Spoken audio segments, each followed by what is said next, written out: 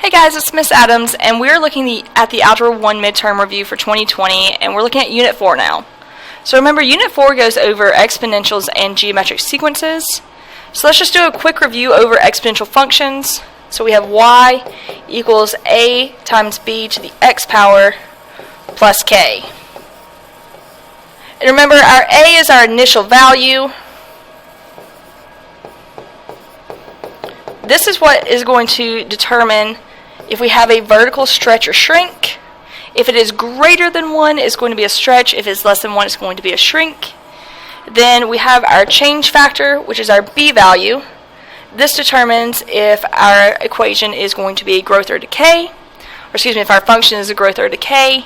If our b value is greater than 1, we have a growth function. If it's less than 1, we have a decay function. So this is our change factor. And then our k value, this is your horizontal asymptote.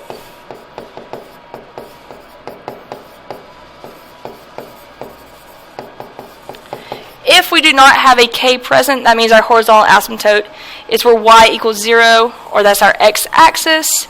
If our k value is greater than 0, that means we're going to shift our whole function up by that many units. If our horizontal asymptote is negative, that means we're going to shift our whole function down by that many units. So let's get into these questions. So question 45 says function of x equals 4 times 3 to the power of x. Looking at our initial value, it is 4, which means that this is going to have a vertical stretch by 4 units. Then it asks us, is this a growth, decay, or neither? So we're looking at our change factor. Our change factor is 3, which is greater than 1, so this is a growth. Now it asks us if this has a vertical shift up or down. Well, our k value is 0, so it does not have a vertical shift up or down. It's by 0, because our asymptote is at y equals 0, or at our x-axis. Then question 46 has f of x equals 1/4 times 2 to the x power plus 2. First off, growth, decay, or neither. Looking at our change factor, it is greater than 1, so this is a growth. Then we look at our initial value for our stretch or shrink. Our initial value is 1/4, which is less than 1, so it's going to be a shrink by 1/4 units. Then it asks if we have a vertical shift. Well, we look at our horizontal asymptote for this vertical shift. Our horizontal asymptote is going to be where y equals 2. And because it's greater than 0, it's going to be a vertical shift up by 2 units. Alright, let's keep moving on. We're going to state the transformations for the following. And if we're looking at the change rate, we had a few different ways to find the change rate. We talked about the absolute value of our change factor minus 1, or how far away, the distance away we are from 1. So let's look at 47. It says y equals 2 times 1/2 to the x power plus 1. Our initial amount, that's going to be our initial value, is 2. Our change factor, that's our b, is going to be 1/2. And the change rate, how far away is our change factor from 1? So 1 minus 1/2, that's going to give us a change rate of 1/2, or you can do that in decimal form, so it's 0.5. Look at number 48. It says y equals 1/3 times 2 to the x power minus 4. Our initial value is 1/3. Our change factor, which is our b value, is 2, giving us a change rate of 2 minus 1. So how far away are we from this value? 1. So a change rate, or a growth rate, of 1.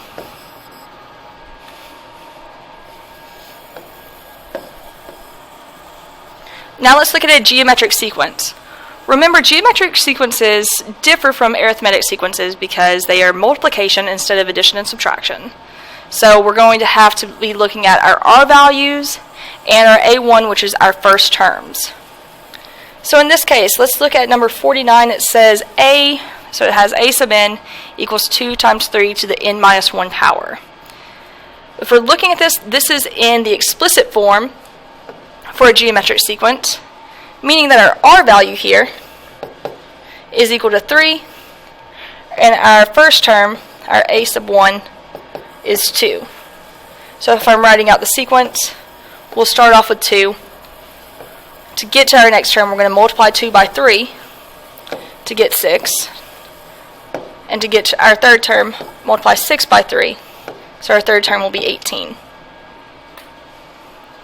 If I'm looking at B, it gives us our a sub 1 is equal to 4. And then it tells us a sub n equals a sub n minus 1 multiplied by negative 5. So I'm not a huge fan of when our r value is negative, but we can still do this. So our r value is negative 5. This is given to us in the recursive form of a geometric sequence.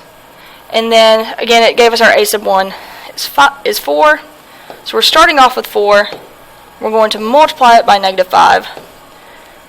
That's going to give us our next term at negative 20.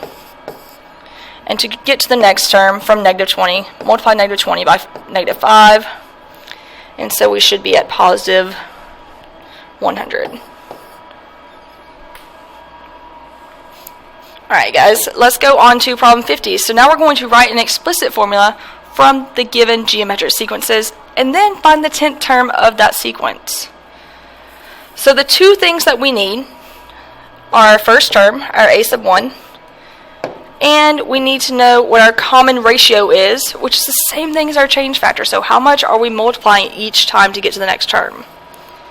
Well, our a sub 1 is our first term, which is 7. And now I've got to figure out what my common ratio is. Well, you could probably just look at that and say, hey, that's multiplying by 2. But sometimes it's not that easy. So one way we can look at it is do 14 divided by 7 to get the common ratio of 2. And the explicit form of a geometric sequence is a sub n is equal to a sub 1 multiplied by r to the n minus 1 power. So in this case, we're going to have 7 multiplied by 2 to the n minus 1 power. Now to find our 10th term, we're going to substitute in 10 for our n value. So I'm going to have 7 multiplied by 2, the 10 minus 1. And guys, at this point you can use your online calculators, you can use your TI-30XS, use what you have applicable to you, and you should get 3,584 for your 10th term of this geometric sequence. Let's go on to the next one, do the same idea. So our first term, our a sub 1, is going to be 50. And then we're going to look at our common ratio. So we're going to take our second term, divide it by our first term, so we should get a common ratio of 0.5. So if I write out the geometric sequence, I'm going to have 50 multiplied by 0.5 to the n minus 1 power. And now I'm going to find the 10th term. So I'm going to have 50 multiplied by 0.5 to the 10 minus 1 term. And guys, once again, you're using your calculators for this. I do not expect you to be able to do this math in your head. Go ahead and round to, let's say, the 100th digit, so the second term. So in this case, my calculator gave me 0.097656625. And so I'm going to go ahead and round that to 0.01. Excuse me, 0.1.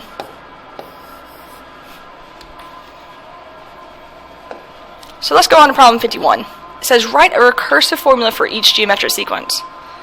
So really all we need to know for the recursive formula is our common ratio, because our recursive formula is a sub n is equal to r multiplied by a sub n minus 1. So for this first one, our first term is 2. And then our common ratio is going to be 4 divided by 2, which is 2. So our recursive formula for this geometric sequence is going to be 2 multiplied by a sub n minus 1. Let's look at the B formula. So I've got the geometric sequence negative 10, negative 30, negative 90. Our first term is going to be this negative 10. And then our common ratio is going to be our second term, which is negative 30, divided by negative 10, which is 3, which means our recursive formula for this sequence is 3 multiplied by a sub n minus 1. Alright, let's get into using the formulas g of x equals a times 1 plus r of x, which is your growth formula, and your decay formula, d of x equals a multiplied by 1 minus r to the x power. We're going to use these for problems 52 and 53. So 52 says there are 45,000 bacteria that are increasing at a rate of 11% each day. Alright, so there's some important information there. We've got 45,000, and then we've got this 11%. It says write an exponential function that relates to the situation using the growth formula. Well, we know that our a value, so this is our initial value, we're going to start off with 45,000 bacteria. And then it tells us that we have a rate of 11%, which in decimal form, 0.11. Guys, if you forget how to do that, take your percentage, divide it by 100, or for those of you who like to manipulate your decimal, move it to the left 2 times. Alright, so we've got our rate, we've got our initial value, and we know that this is increasing, so it's a growth formula. So I can say g of x is equal to my initial 45,000 multiplied, let's give ourselves a little bit more room here. So g of x equals 45,000 multiplied by 1 plus our rate, which is 0.11, to the x power. And now it's asking, find the amount of bacteria after 3 days. That means we're going to substitute 3 in for the value of x. So our g of 3 is going to equal 45,000 multiplied by 1 plus 0.11 to the third power. And use either the online version of the calculator, use your own calculator. And you should get 61,543.4. So, since we're talking about bacteria, you can have partial bacteria. I would just go ahead and round this to the nearest whole number, guys. So I would say that I have 61,543 bacteria after 3 days. Alright, now we're going to talk about Mr. Sakita. So he bought a new car for $19,000. If the car depreciates, important word there, depreciates at an annual rate of 18%, what will the car be worth in 6 years? So we have our initial value of the car at $19,000. It's depreciating, so this is going to be a decay, so it's losing 18% of its value each year. So our rate is 18%, and we want to find its worth after 6 years. So let's go ahead and write what the decay function would be. So we have our d of x is equal to our initial 19,000 multiplied 1 minus our rate. You got to convert that rate into a decimal, so it's going to be 0.18 raised to the x power. And if we're finding this for after 6 years, we're going to substitute our value of 6 for x. So I've got 19,000 multiplied by 1 minus 0.18 to the 6th power.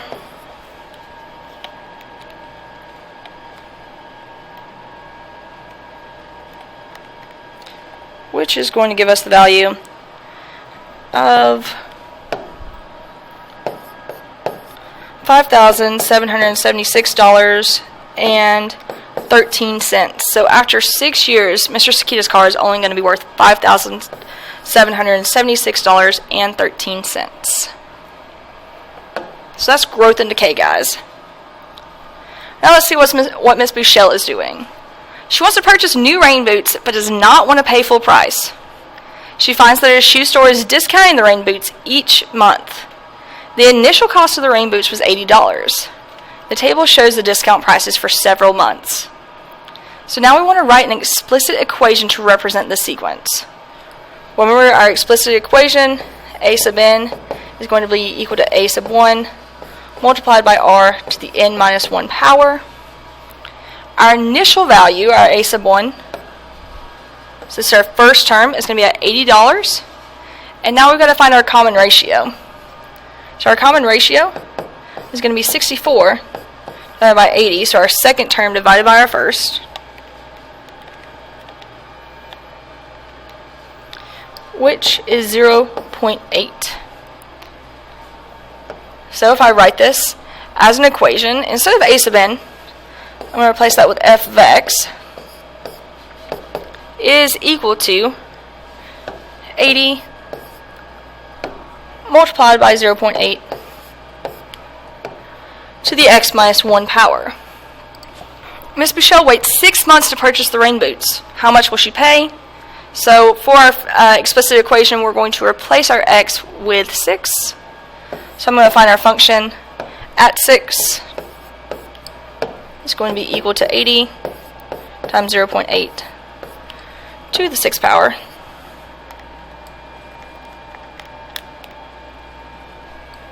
So after 6 months, Miss Michelle is only going to pay $20.97 for these boots, which is a much more reasonable price than the $80 that the boots originally cost.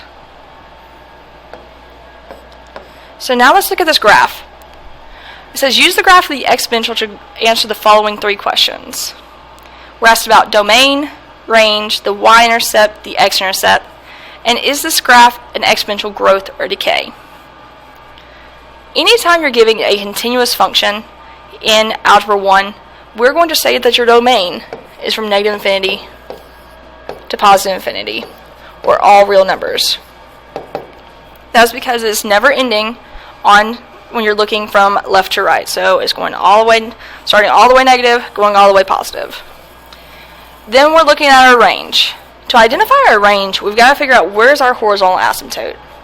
So looking at the graph, I can see that our graph approaches 1, where y equals 1, but it never touches it. So I've got this horizontal asymptote where y equals 1. That is going to be the bottom of our range. So our range is going to start at 1, but it doesn't include the value of 1, so it's going to be an open parentheses at 1. And it's going to go to positive infinity, because our graph just keeps going up positively on the y-axis. And let's look for our y-intercept. So getting as close as possible here, it looks that our graph, our function intersects our y-axis at 0, 9. And because our horizontal asymptote is above the x-axis, we will not have an x-intercept. So there is none.